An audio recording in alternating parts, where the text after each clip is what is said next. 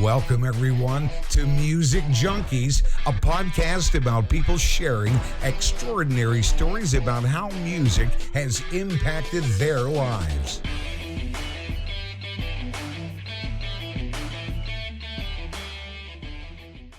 Welcome, everyone, to Music Junkies. I'm your host, Annette Smith, and our guest today grew up in a musical family. He attended musical school at the age of 6, studying cello, which is incredible at the age of 6. Phenomenal. He spent time on special effects makeup and body painting, which I want to do. I want to do some body painting. Producing some music, creating visuals, working on motion picture, graphics, interior design. As you can tell by his house, look at it. Incredible interior design. I love the purple lights. And top it all off, I love spending time with my dog, and you love spending time with your dog, Ace. So please welcome Lukey Antonio to the show. Welcome. I need Thanks like a big, big clap coming on. Add some reverb to that. That's right. I love it. So before we get started, Luke, tell me your experience putting your playlist together for me today. So I know that I've seen people on this podcast and they're like, oh, like you have to just like do it, get it over with. Because if you think about it too much, you can like end up down that like kind of weird rabbit hole. I've heard that. So I was putting this together and I was like, I want to like touch on all the points in my life that have like, meaning within these like little bit of songs on the playlist. So I was just kind of trying to like curate something that touches on all my different like sides and moods, but also with like different points in my life. So I love it. So you did the homework right? I love when we can like start from a young age and kind of like work our way up. And I feel like a lot of people do that. Excuse me. I also feel like a lot of people stick into that grade, or maybe not grade, but age 12 to 18, where music is such a big influence in their life, with going to school, changing, puberty, first boyfriend, first breakup, all of those things. So I love asking that question because some people stick and then some people like to go, hey, no, I'm 72 and this song means something to me when I was 65, and I think that's like really awesome. So right. I'm excited to delve deep into your playlist, and yours is it's all over the place. I love when somebody's playlist is all over the place too, because my music interest is all over the place. I know you probably looked at it and you were like, oh, okay. Yeah, I know. And let's start with your first. This will be the first time this song out of 3 seasons have ever been on here. So you ready for your first song? Mm-hmm. I think I know.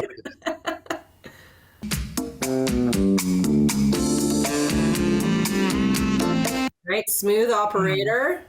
Oh, this song reminds me of being like 10 years old. And my grandma was like in the kitchen cooking, and my grandpa was like playing music outside. He used to like sit in the front of our house, and he would blast music for like the whole community. And my dad loved this song. And like, this was like the song that like my grandpa loved. Like all of us, this was like, oh, Sade was the first time that I was like, I'm gay. And I was in love with her from that moment. She was my first woman crush. I mean, I don't know how else to say it. And I still love her. She's so sexy, and she's just, that vibe is everything. She is very sexy, like super sexy for sure. Yeah. And the song is sexy, right? When you hear people sing the song. So I love that that bass line is, it catches so you. Good. I think in the beginning when people hear it, they're like, oh, what song is it? And then as soon as it kind of hits a little bit, everybody's like, oh. Yeah. Everybody knows what it is. So bring me back. You're 10 and your grandparents listened to music all the time. What was it? Everything? Like you said, they were playing music for the neighborhood. So what was that like? Yeah. So I don't know. Growing up, it was like very normal to me because we lived with my grandparents. So my parents and my grandparents, we all lived in the same house. I was homeschooled. And my grandpa every day from like lunch till dinner, like through like 7 p.m. every day would just like have his bows outside set up, and he would have like a coffee or whatever he was eating, sitting back while blasting music off his iPod on this like giant Bose that was like sitting on a table. And this was just like normal, like for me growing up. But like looking back at it is like, no, nobody else was like doing that on the block. Like we were the only ones. But I loved it. Like we always had great music, and I always have like so many memories like that of like, you know, people passing by like just jamming to the music. And it was just like, you know, everybody knew him as like the guy who like had the music on, and he played like a lot of oldies and things like that. So yeah. I love it. What's one thing that your grandparents taught you when you were growing up? I would say specifically my grandma had taught me that no matter what I like see around me, to follow my vision creatively, because she was very creative as well. And like I think she nurtured that in me and in all my cousins. So she was my number one supporter. I still every Mother's Day I have this painting that I made for her right before she passed of like a butterfly landing on a flower. And it was like this like last memory we had where she was in a home, and I was like walking her through a field of flowers and butterflies. It was just like such a picture perfect moment. Um, and she was like, "Oh, I wish you could do a painting of this." And she was just saying it like, you know, just being grandma. And I was like, "Well, grandma, don't say that because I'm gonna do it now." And so I just did this painting of like this specific memory that I had with her, where it was like landing on there, and I have it over there. So every Mother's Day, I'll like put a vase out in front of the flower, just to, like, you know, as a Oh, little Mother's Day thing. So yeah, I love that. How I definitely keep her her close. reaction was like, like heart. Yeah, She's seen that. yeah, I remember showing her like very close to the time that she passed, and I was so happy that she got to see it. I think that's why it like means so much to me now, because I know that like she remembers that memory that we shared, and like I got to see her remember it. So like it always makes me feel good when I look at that painting. Like it's a very, very, very good like memory. Yeah, I love that. That's a great memory, especially when your grandparents are getting older, or even when your parents are getting older, and you do have to go to a home and you do have to see them like that. Like, I remember my grandpa, super like entrepreneur, very hardworking. And I just like all the things I seen him do as I was growing up, he taught me my work ethic. And then I remember later on, as he was getting sick and going in a home, and seeing this person that I put up so high on a pedestal, that was like 10 feet high, and then seeing him just kind of deteriorate. It was like heartbreaking. But I forced myself when I think of him to remember like rolling up these big drums of propane, because they owned a fishing resort, and that's how we like, ran the generator, and there'd be like 1,000-pound propane tanks, and he's rolling them up a dock, and that's the memory that I want to bring to, not like where Right. that is. So I love that story that you shared. That's really awesome. I love that. Yeah, what you were saying, that's like a really cool memory, because that's something that like is so specific to you and him that like nobody else can relate to. You know what I mean? So that's Yeah. cool. Yeah, it Like is. I wouldn't even like rolling up propane tanks up the thing. That's kind of wild. That's kind of dangerous. Who does that? That's crazy. For real. Yeah. I just remember he would do that while everybody, like all the guides, would sit around and like have beers, and he was always getting ready for the guests, Hmm. right? And here they're just kind of sitting around hanging out, and he's like, "No, I got a resort to run." Yeah. And here he People is are, with you by his side, helping him do yeah, it. people are paying $900 a day per day to go fishing. I don't have time to sit there and just hang out, Right. just Time is so money. yeah, it's crazy, right? It's crazy what they teach you, or what you allow them to teach you. Right. Right. Right. Right. Oh, That's good. right, next song. I love this song.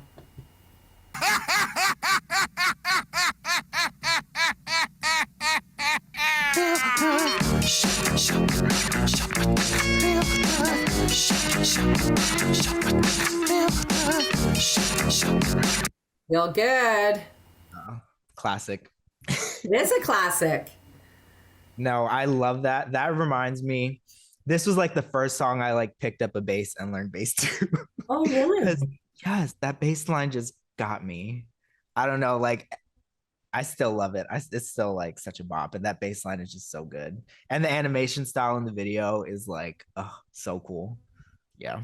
I don't know. So talk to me a little bit about being 6 and going and starting, like, did you pick your instrument or was it picked for you? So since I started so young, like it was like picked for me. And like for a while in the beginning, I just didn't really like want to do it. It felt like school, you know, because it was music school. So I had like homework and I would have to like, practice scales and like practice orchestra music. Like it was very like schooly. Like I would have school and then I would go to music school.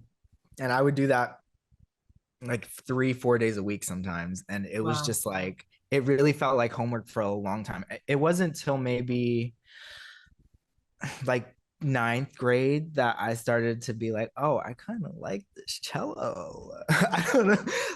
I don't know. I didn't look at it as like that in the beginning. I kind of just looked at it as like a chore and like another thing I have to do. And then as I like started getting closer to like graduating and then realizing that the school was done, I was like, oh, this is actually like cool. So yeah, I don't know. How did you find that cello when you were learning different musical instruments? Was it easy to kind of adapt to that? No, I think it took me a little while in the beginning to get it, but I did eventually like get really good with a lot of practice. But I didn't like pick it up naturally. Like, I don't know. I think stringed instruments, like some people like can just pick it up and do it. I'm not one of those people. So like all that training and all those years of like music school really did help a lot, especially like looking back now because like you want to be technical with your like music writing but you don't want to like overthink it because then you lose the creativity you Yeah. know so it's kind of like finding that like perfect balance of like what you know in your head and then what you feel and what you hear. Yeah. How long did it take you from obviously going to music school and playing all their music that they wanted you to play to you finally, like, what was the first song that you're like, oh my God, I can't wait to learn this song? And yes, I'll do this, but then I get my free time to go play this. And what was that song? So I did the Suzuki method growing up on cello, so I got all the way through book 5 and it was like really very classically intense. Yeah. And I remember hearing one, but I think it's in this playlist. It might be the next one actually, but it's called One, and it's by Apocalyptica. So it's this like cello quartet, and I just remember like hearing that and be like, they're not like what's this?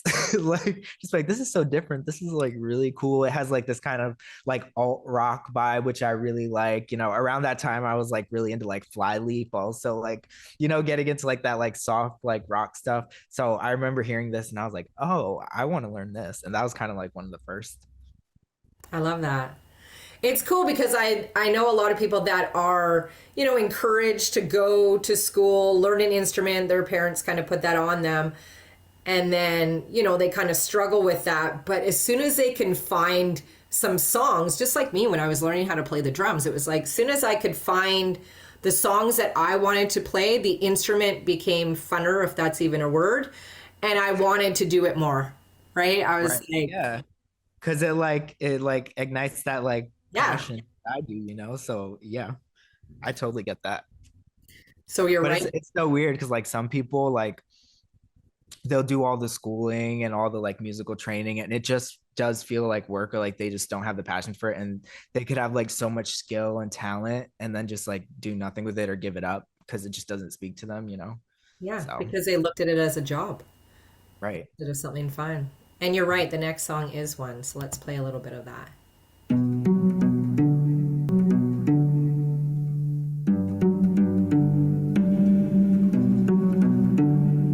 Is actually like Metallica one, Mm-hmm. which Yeah. is really cool, right? Because I think a lot of people don't realize that when they look at different instruments, that they can play everything that's really out there with the Mm-hmm. instrument that they have. Yep. It's so crazy. It is crazy. And that's a beautiful song done by like that. Like I would have never. Their rendition of it is it's a chef's kiss, honestly. I love it so much. Yeah. So tell me a little bit about what kind of person you were growing up, like from grade 6 to grade 9. I don't know, a little bit of an asshole. What do you mean? Tell me more.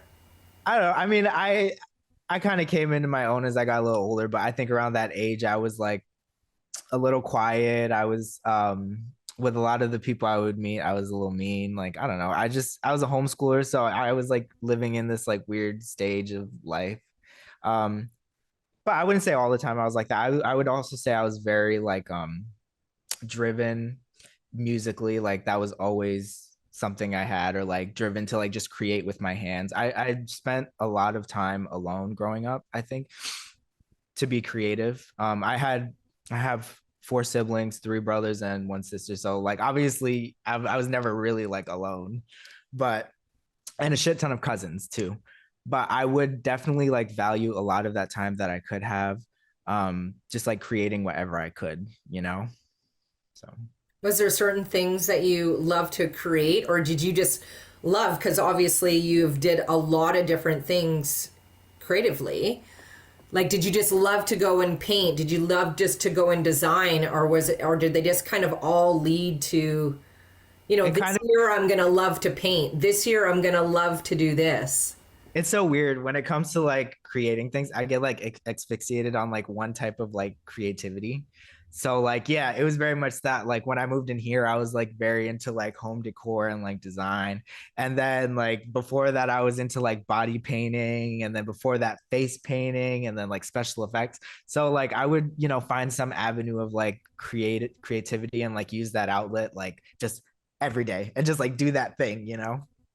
And I find that like even I know this is like a music cat podcast, but like with all this like creativity, it really does like pull from the same like, vein, Yeah, you know? it really does. Yeah. Excuse me. So what is kind of the most interesting thing you've ever painted on a body? On a body, Yeah. we'll have to see. I have some really cool stuff coming out. Yeah, I want to see. I would say I did this series of superheroes. And so it was like upper body, like full like body paint stuff. And that definitely got like me a good chunk of following just that. Like I remember like doing that, and like I remember like people really like reacted to like that kind of thing. Because like superheroes are like something that everybody like knows about. And there's a lot of like niche superheroes that you can like introduce to like a broad group of people, done well through painting. So it was just kind of like a cool way that I like was able to tie that in.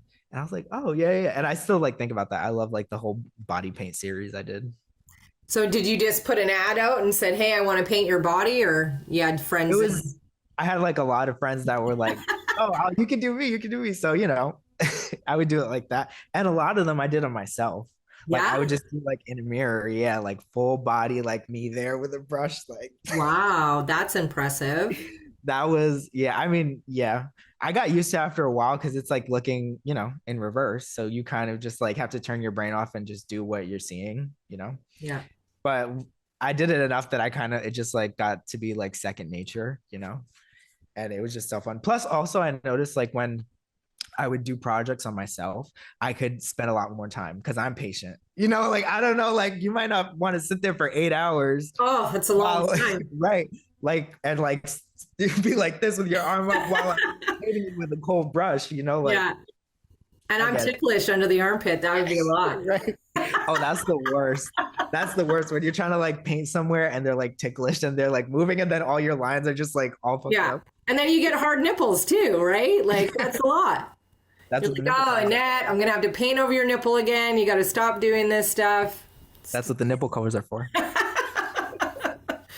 I think it looks super hot if a girl has it nicely, like tastefully, and there's like a really cool decor on her body and she is topless. I remember, I don't know, maybe 10 years ago that kind of started coming out, and I was like, that's really cool. I would like to do that for Halloween. And my husband's like, are you crazy? Oh, I like, love it. you have a massive chest. Like, we would not be able to hide all of this stuff that's going on. And I'm like, but I want to try it one day. One day. Oh, this is one of your songs. I'm excited.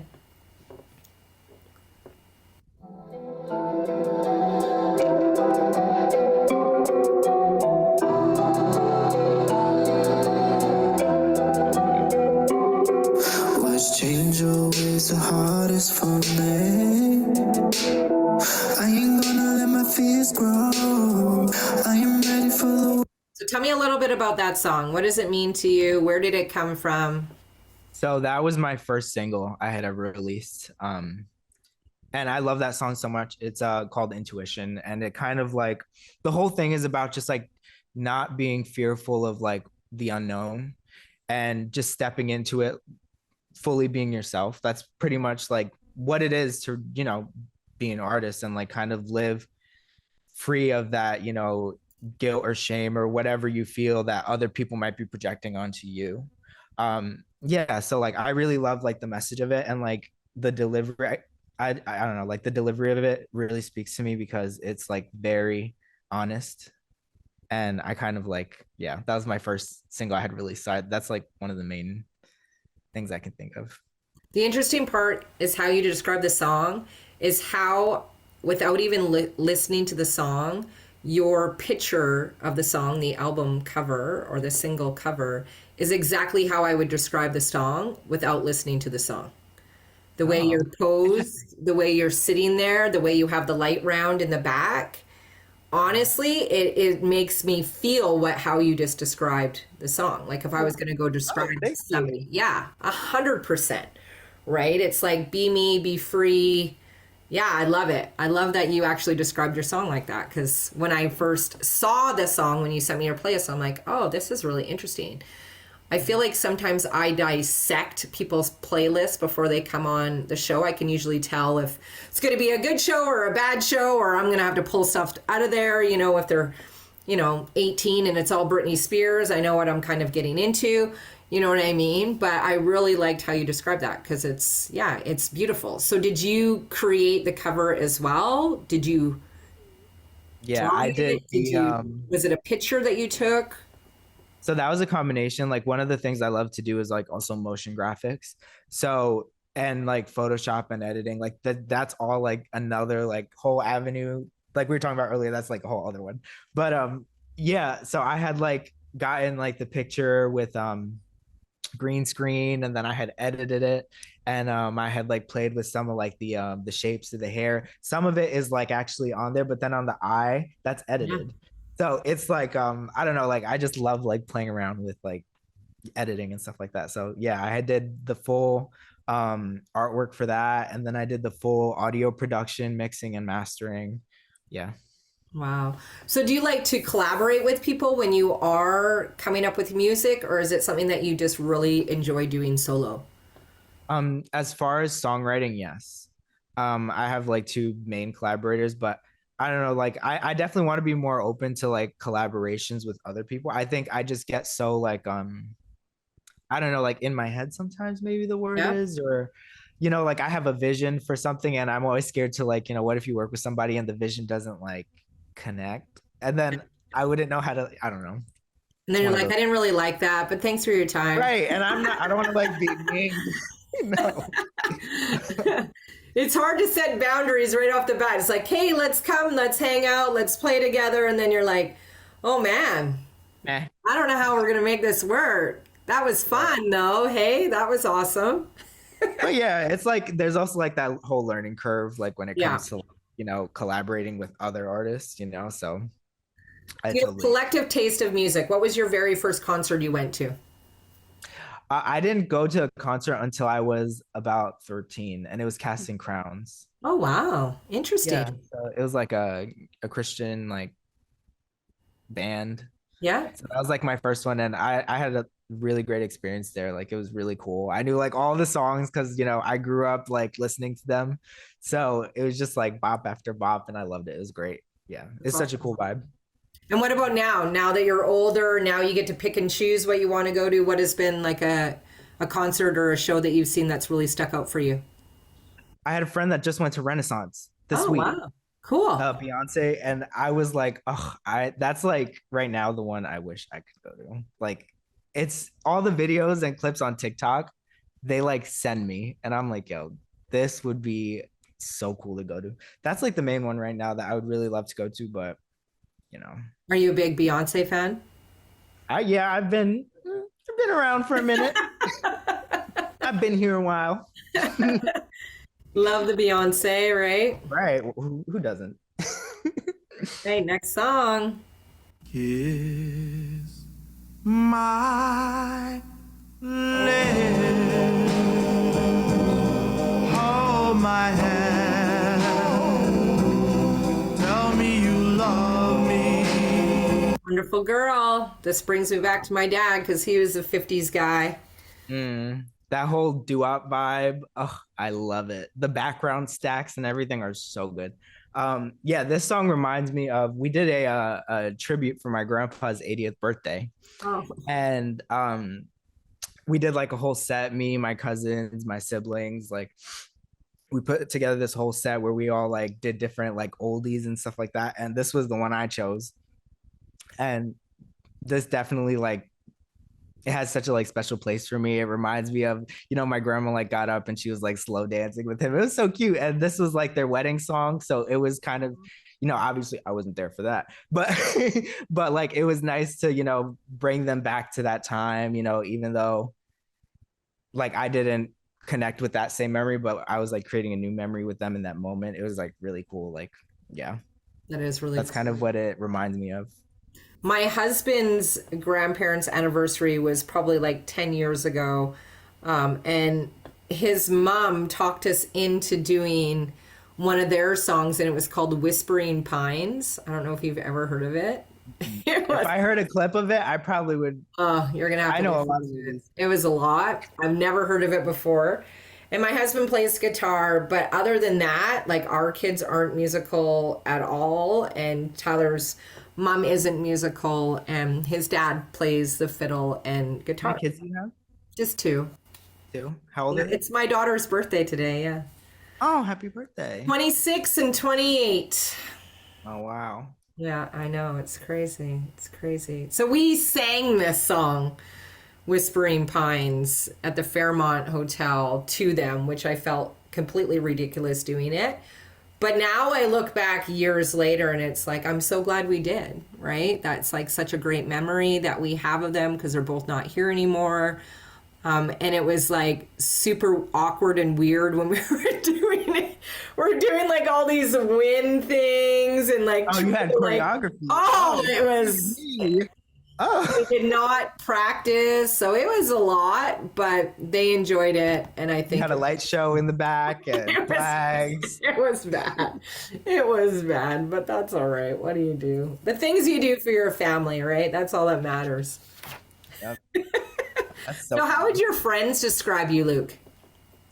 I think they would say I'm a very good listener, very good person to be around. I kind of am very like laid back and chill. I'm not the spotlight type, like I kind of like to, be more in the background. That's kind of just like how my personality is. And I'm like super just like laid back. So I would definitely say they would like say something along those veins.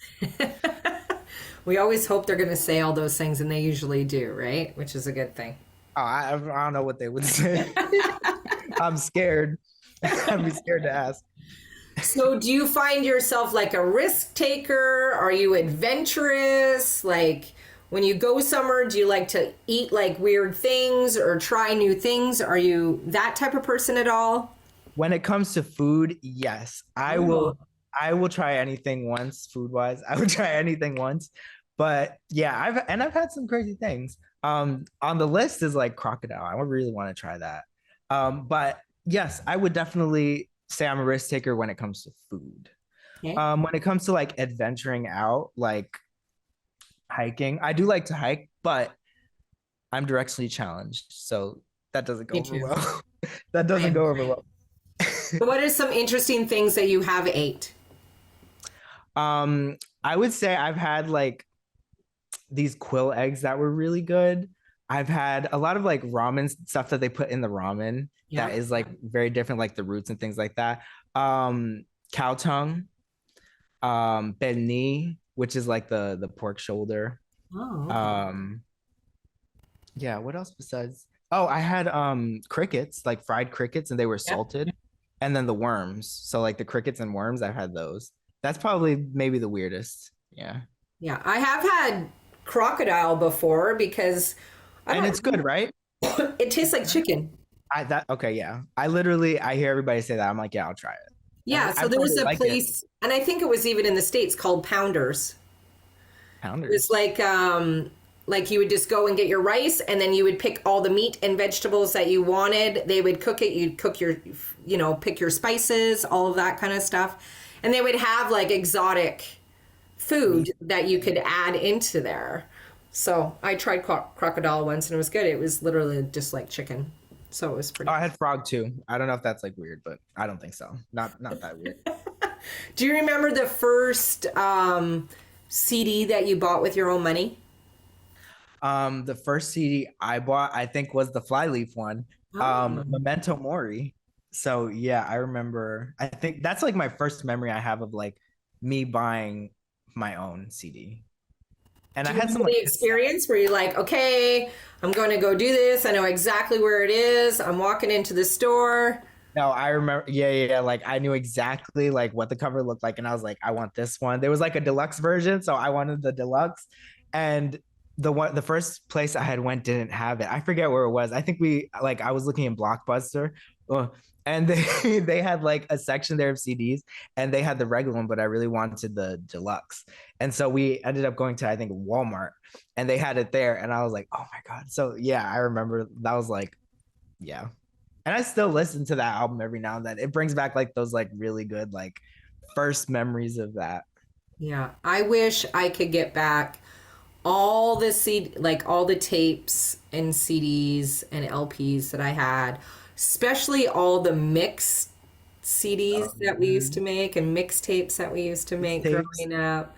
Just to find, because I found some old ones. When my husband was getting a new vehicle, we found like an old kind of cassette thing in there, and I was going through all them. And it's so funny how many times you put like the same kind of songs on there, but you're just adding some new ones. But you Yeah. keep like the same 4 or 5 on there. And I remember I was downloading them all, and I was like, oh my God, this song is on here like 50, 100 times, right? And It's you just gotta like, keep skipping it. But if you skip too much, it messes up the the CD, you know. that's So right. I love yeah. it. Okay, next song. We're in overtime right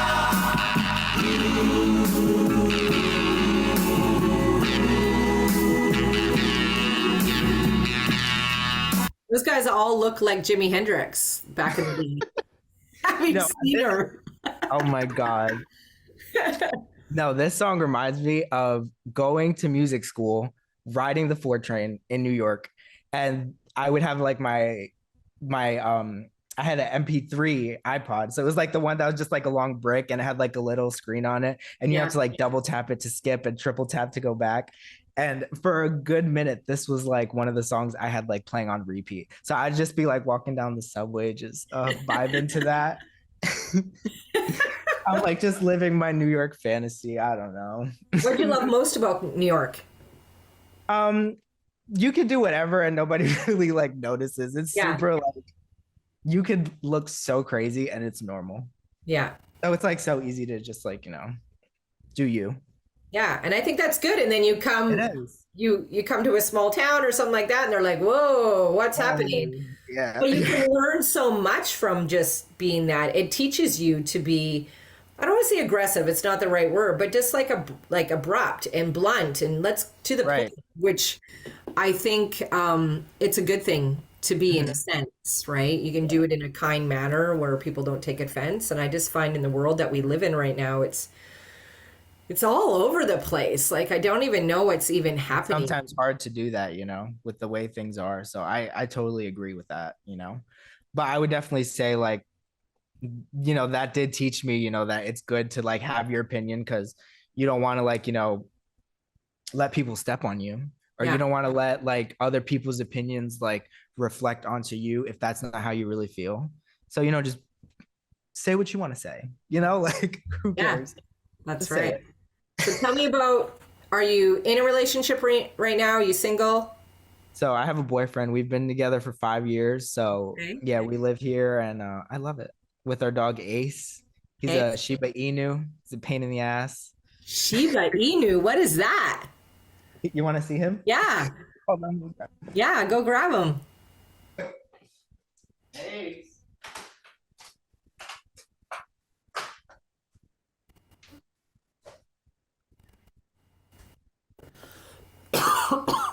You have to cut out all these coughing, for sure, because I've been coughing a lot.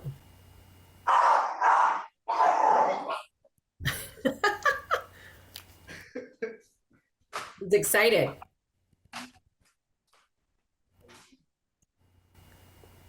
Oh my God. Look at you. Hi, Ace. Hi, buddy. I was disturbing his peace.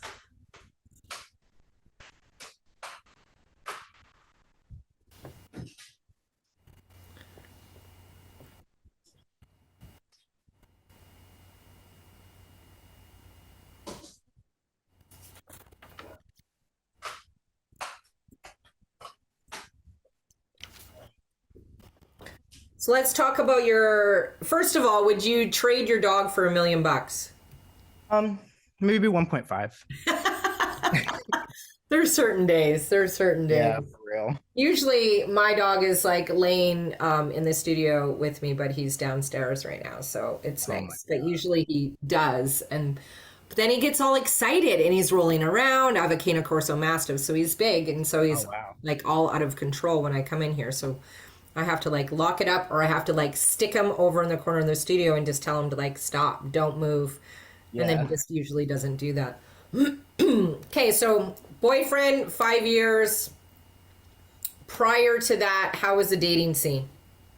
I wasn't really like I wasn't really looking for anything before him. It kind of just like happened, but before that, it was, just like, a couple of like, hookups here and there. And like, I wasn't really looking for, any of that, but it kind of just happened, and then 5 years later, here we are. So how did you guys meet? We met on Grindr online, like a dating app. Way. Yeah. So, which is so funny because, like those never work out, those type of. So was your expectation meeting on Grindr just to go hook up, be done with it? Yeah, I think at first, and then like we ended up really liking each other like right away. And so we were like, let's just like go slow and then like make this a real thing. And we did, and yeah, it worked out. That's awesome. What do you love most about him? That he understands me. I think I'm very complicated and I'm very particular. Especially when it comes to dating, I feel like I'm a little like to myself sometimes, and he's kind of good at like getting through that wall without, making me feel defensive. Yeah. So is he more outgoing and you're more laid back? I would say so. Yeah. I would definitely say that's like the dynamic. Yeah. I love that you said that, because the reason why I love my husband so much is that because I am wild, right? So I've always found any relationship that I have been in, they've never really been able to keep up, or I always feel like they can't handle it, or I have to tame myself down a little bit just for I'm not like overpowering, because I am very direct and I am to the point and I am just say it how it is. And I love him so much because he just allows me to be exactly who I need to be. And that is so refreshing when I sit there and I see my girlfriends and they're in these relationships where I'm like, I've never had to be like this way with my girlfriends and this way with my like friends. switch it up. Yeah. Which is so nice, it's like refreshing, and it makes the whole like aspect of dating in general just feel like less cumbersome or less like stressful. Yeah. Like all of that kind of just goes away when you have like that type of thing in your partner. Yeah. So yeah. What is like your favorite thing for you guys to do together?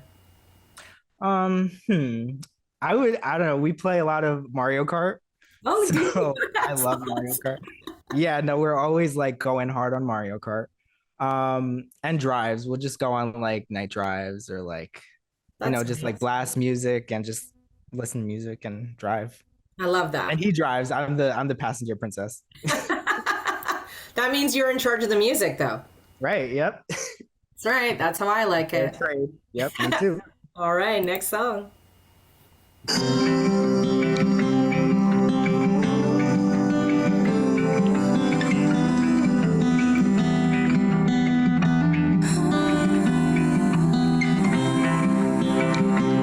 that's one of your amazing songs, but you've collaborated with somebody, correct? Yeah, so that's actually my sister. Oh, it is? Yeah. So that's like such a special song. We had worked on so many projects before releasing this one, and like we just wanted like something that was really special, you know. And this song kind of like my friend played the little guitar sample in the beginning, and he was like, you know, like whatever you want to do with this, just like do something and let me know what you do. So I was sitting with it for like a month, and I had just like did a little arrangements. I like added some strings, some like cello on it, and I was like, it's cute. I don't know, it's fine. And then one day we're in the studio, and I like my sister's like, do you have like anything untouched that like I could just like hear? You know, she's always like nosy into like what my you know, projects are that she doesn't know about. So I'm like, there's just this little one, like I don't really like know what to do with it. The guitar is cute, but you know, not speaking to me. So I play her the track. She's like, turn on the mic. So then she starts writing, and we pretty much recorded her whole all her vocals that like one of those days. And then I mixed it, and then I put my vocals on like that same week, and then mastered it. And it was done in like a week and a half, 2 weeks. Wow. So it was like really fast, and everything in it was, you know, samples that were played in, and then like the vocal stacks were all like sang in, and the strings. So it was like very raw, which was nice, but it has like such a great like fall vibe to it, which I really like. Yeah, it does. So is your sister inspiring to be an artist as well? Yeah, she definitely is. She, like me, has a lot of other avenues of creativity. Like one of them, she's like very into like dancing. She's very good at it. But like dancing and choreography and stuff like that. So I could definitely see that she would be, you know, with her music having that like, you know, those elements of choreography and dance in it, which could be really, you know, which are really cool. So yeah. So are your other two brothers musically talented as well? Yeah. So, well, three. I'm the second oldest. So my older Okay. brother, he plays piano, drums, and he does vocals. And then my third oldest brother plays guitar. My younger brother's actually like in New York, like doing his Broadway, you know, living his Broadway life. And so he's like very into like singing as well. And he plays violin. And then my sister plays, well, she did play violin when she was younger, and I'm pretty sure she still could if she picked one up now. And then vocals, obviously. Wow. That's like expensive, Yeah. right? Like your parents were dishing out some serious. Oh my God, all those classes. And you guys are all different ages, and you're probably going to all different times. And Right. Yeah. That was a whole other thing, like coordinating our like class times, you know, so we could like go together. And sometimes it doesn't work out that way. So we got to go separate. People have to get dropped off and picked up. Like it was always like just so crazy. yeah, and they probably went to like 50 million concerts, Yeah. Recitals. recitals where you're just like, oh my God, here's another one. You're doing No, so well. it's like it's like you're sitting there and you're just like constantly Yeah. nodding off. You 5 hours. Right. And then people start clapping, and that's what wakes you up, you know? Oh, so relatable. I love it. So do you have any pet peeves, things that drive you absolutely crazy?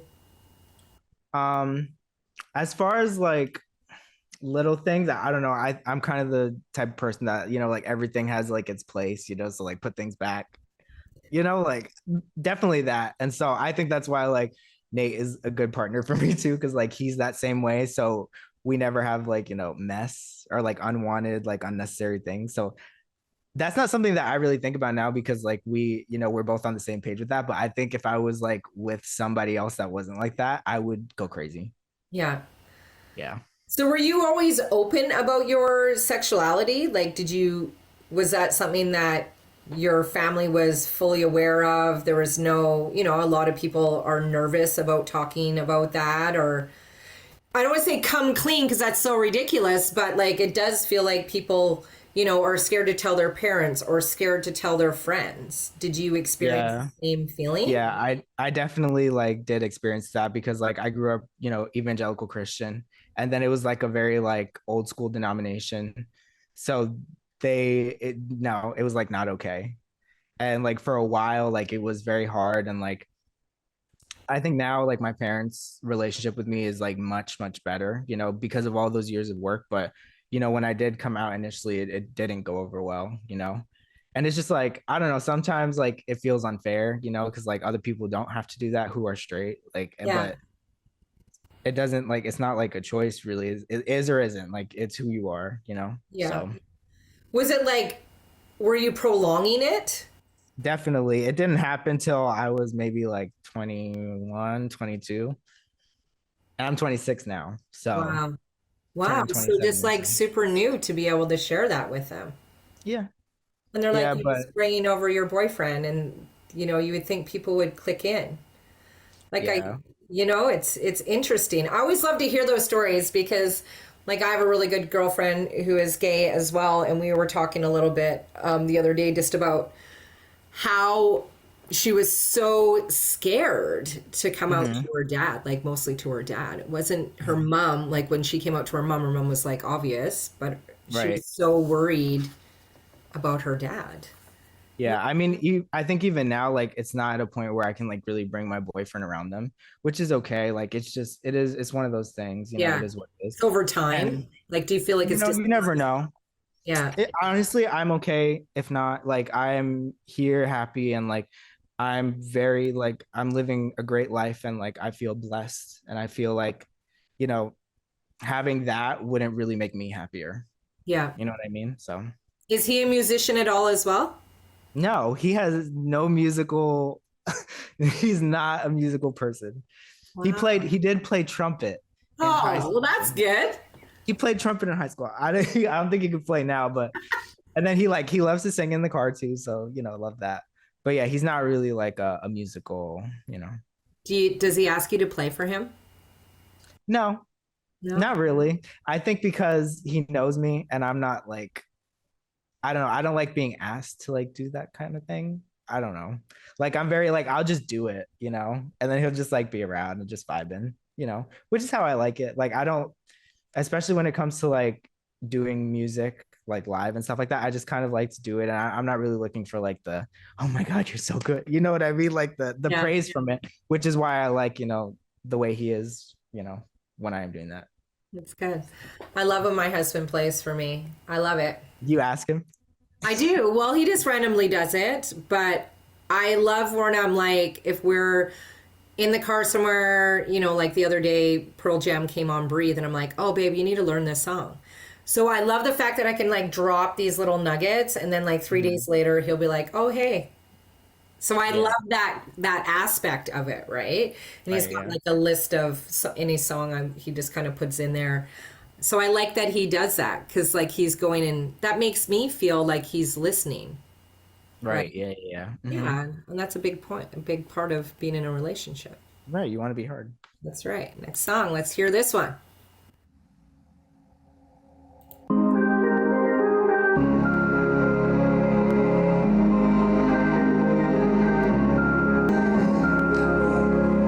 So Dreamland. I've never heard Dreamland. this song before. It's very interesting. It's very dreamy. If you didn't get that from the title. No, yeah, this one definitely brings back this very specific memory of the first place I was living.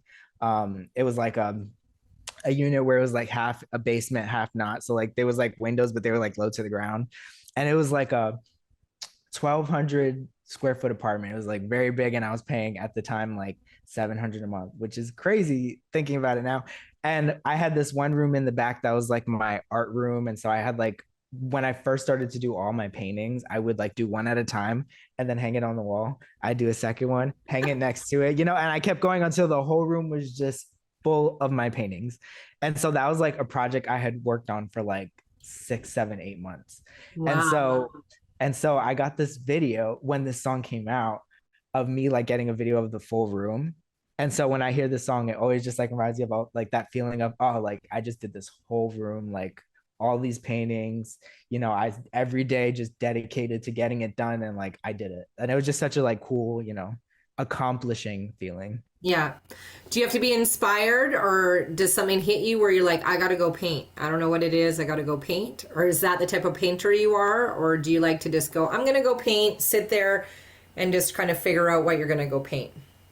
It's I go through different stages of how I like approach it. One of the ones that you would probably like is I would be very inspired by like vocalists and artists. And like they would, I would follow them on Instagram and they would like release this really like cool picture, and I'd be like, ooh, this like in my style of painting, like taking these elements would be a really cool painting, like taking different things I see and like just mushing them together to create like this whole new vibe. So like that was like something that I don't know is unique that I enjoyed doing, like hearing the different music. And then while I was painting it, I would like listen to their albums and stuff like that. So it was just like getting into like their energy while I do it. So yeah. So are you a colorful painter? Like lots of color or I would abstract say or I would definitely say I do a lot of colors, very bold stuff, but not like, I like my palettes. I won't do every color like sometimes, but I'll try to stick to, a couple and like find good combinations that like look really like stunning together and do it like that. Yeah, I like that.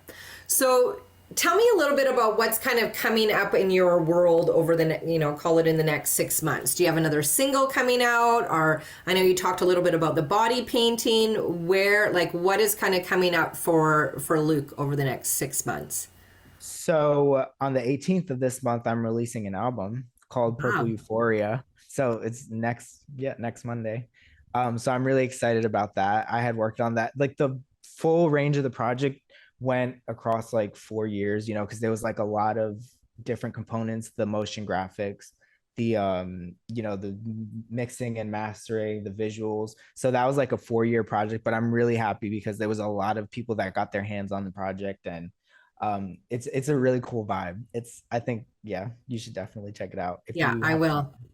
Yeah, I will. Is it just music that's kind of coming out right now, or are you do you sell your paintings? Do you do anything like that? So right now it's just the music, and I'm gonna do like these little like album release boxes. Oh. So yeah, it's like all custom made like little boxes, and I'm only gonna do like a certain amount of them, and then maybe I'll like raffle half of them off, and then like give the other half away to like friends and family. So that's kind of what I have coming up, because I want to have like something physical along with the album. And then there's also like music videos to go along with it, and a bunch of like lyric videos and visualizers and things. So well, let me know when you do that, because then I can get one and I can put it in the studio, which I love. I have the studio full of people's pictures and their albums, and one day I'll have this massive studio just full of this kind of stuff, which will be like super awesome and get me excited about it. Yeah, so this is the box, so you can see it. Oh, cool. And then it's like my artist name. Oh, wow. Yeah. Oh, that's really cool. And I love purple. Purple's one of my favorite colors. Same. But yeah, the box has like I'm gonna put like a vinyl in it and like a t-shirt and stickers. Like, see, that's cool. So I feel like more creative nowadays because we don't get that. Everybody just goes on Spotify or iTunes. And it was funny. We were at a friend's house the other day. We were sitting around the fire. And of course, we're, hey, play this song. And Blaine, who just refuses to have Spotify, even though his wife pays for Spotify, just refuses. So he would rather go and like buy the music, which I think is silly, but hey, each their own. So we're trying to get him to find this song, and he could not find it. It was not on Apple. So he was like buying all the songs that kind of sounded like what we were telling him to do. And then Leah, in like 30.2.0 seconds, found the song on Spotify. And then that just like, he was like, oh God, you guys. And I was like, dude, you have Spotify. Your wife is paying for it. Like, don't go buy the song. You just bought 14 songs. It's not even the right song. that is rich people behavior. Yeah, it's silly. It's like, hey, you don't need to be right. It's okay. You could use somebody else's Spotify. You're going to be all right. Right? It's crazy. What just going on strike against the app. Yeah. That's what it is. That's all it is. It's personal. Second to last song. Oh my God. So you have some Billy here.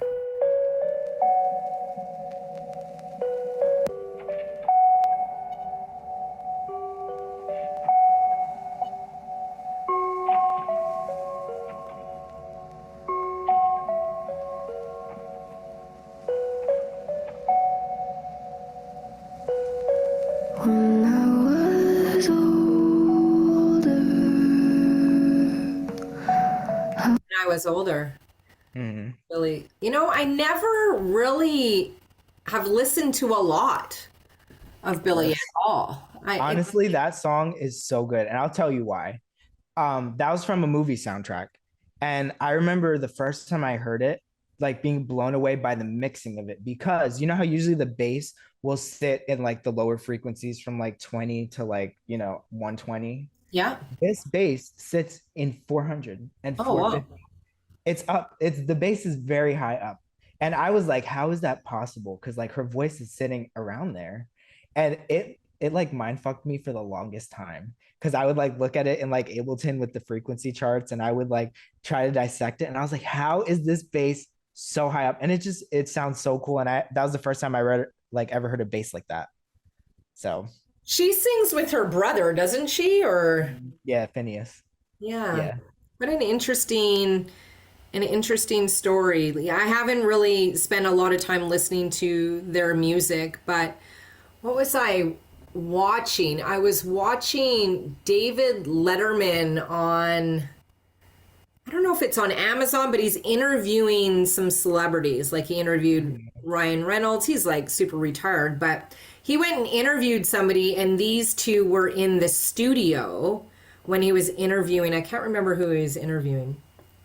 And they were like super young, right? And he just came in and he's like, this is Billy, their brother and sister. And they were like, and he just like sing like how most people would do it. Hey, just sing for me. Yeah, Show me how great you are. Phantom of the Opera. Just do it, And I was like, at first I was like, oh, that's kind of like jerkish to do. But on the flip side, it's like, hey, if you want to make it in this business, doesn't matter who walks in the room. If they tell you to sing and you want to be a singer, you better sing.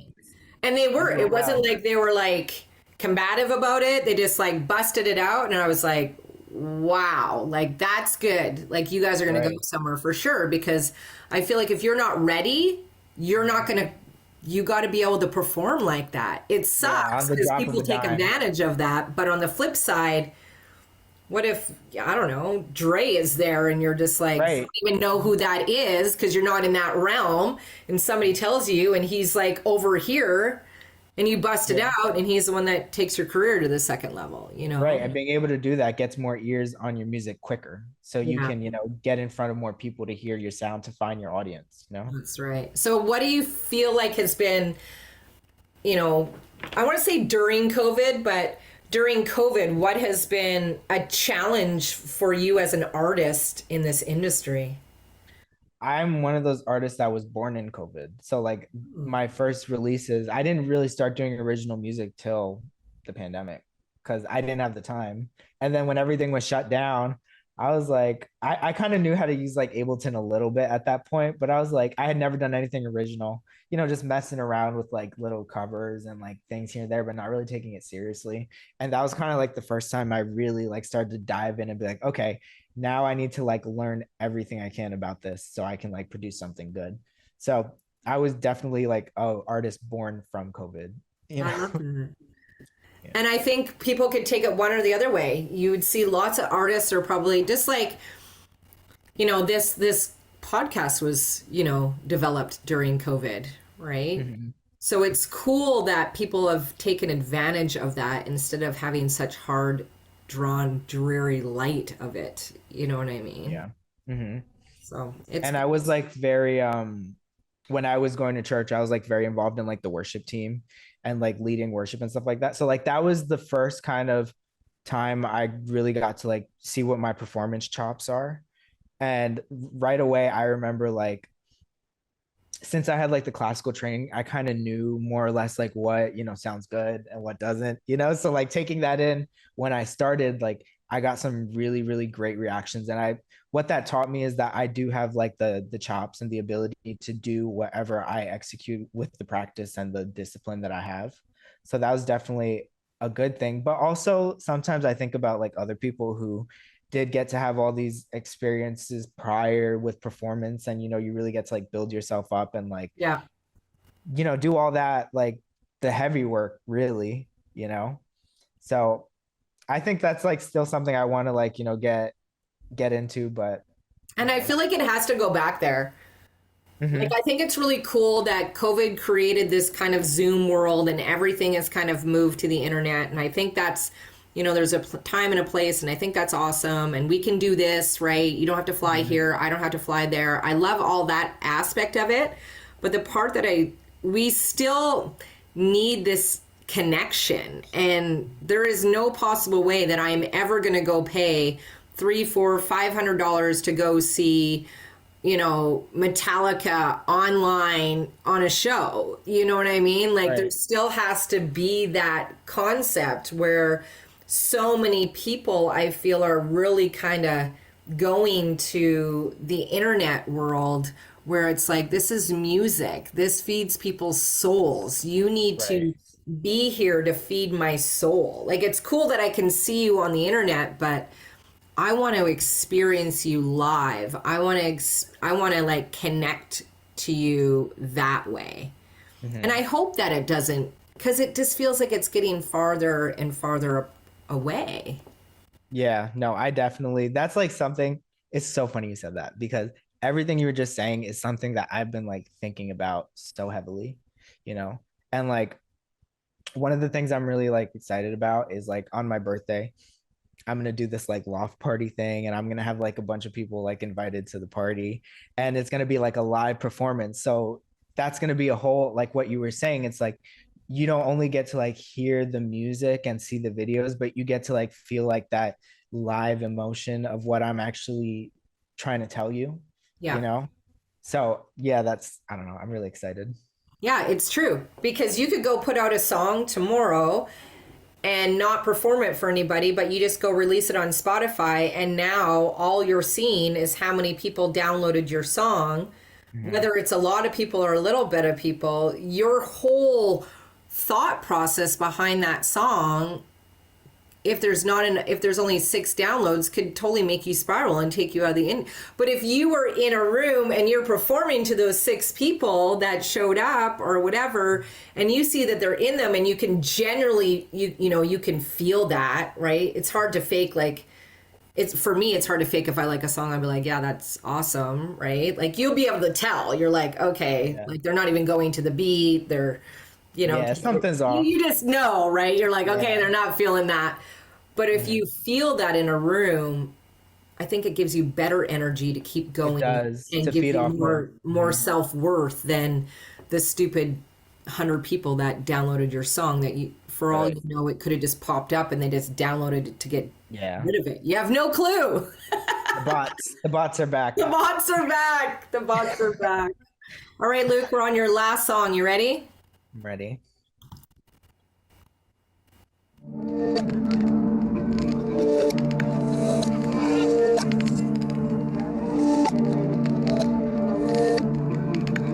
It's fake, yeah. Standing face to face, yeah.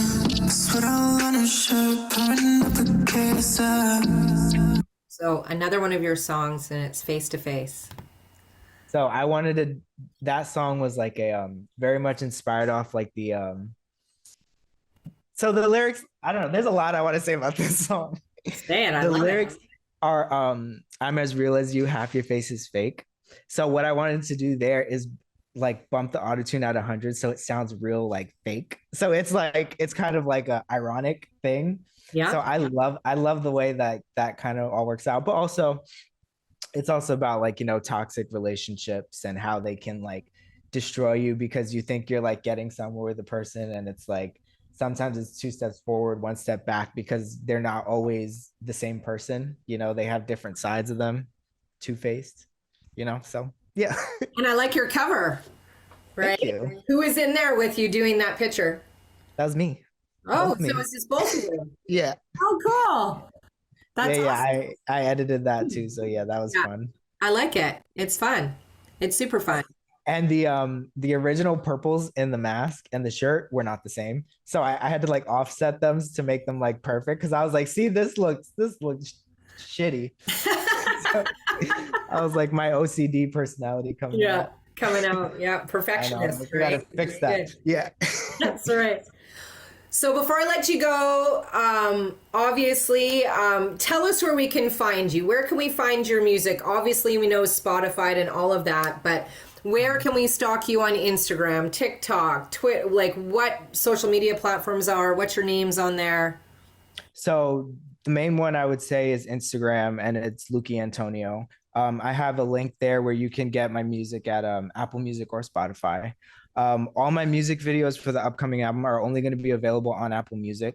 So I'm going to probably post them on my Instagram too so people can see, but definitely Apple Music. And then, yeah, I don't have anything on TikTok right now because TikTok is, I don't know, I have a little hard time with fitting in how to like put my type of content on there.